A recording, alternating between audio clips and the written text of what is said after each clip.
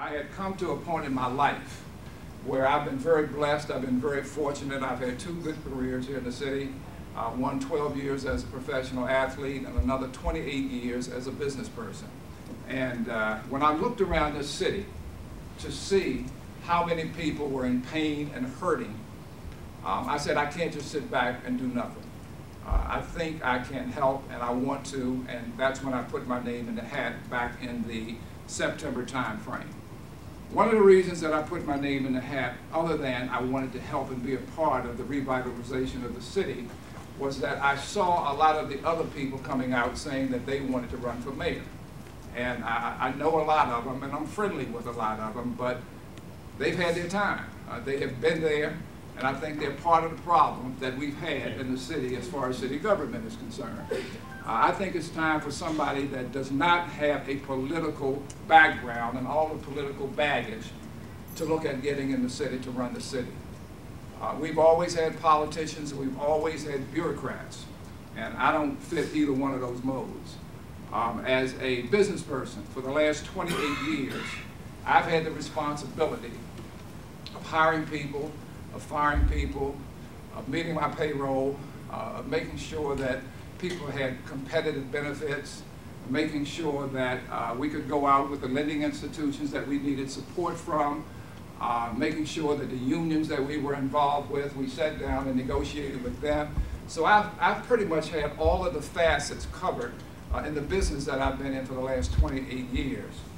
Out of all of the candidates that are running for mayor, I think I'm the only one that's actually created jobs.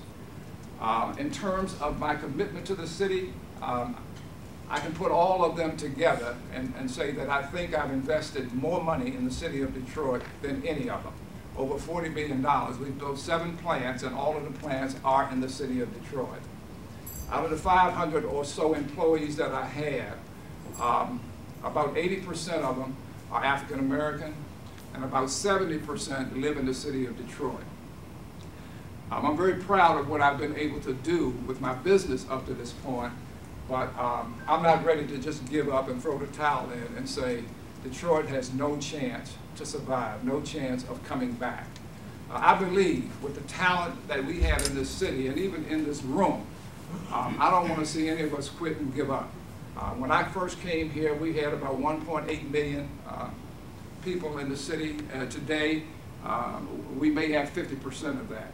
So we've lost half of our population. Most of the middle class that could move from the city for a lot of different reasons, whether it was safety, whether it was education, whether it was the housing stock. People made a decision to move. And what's left is a much smaller middle class and a very poor population.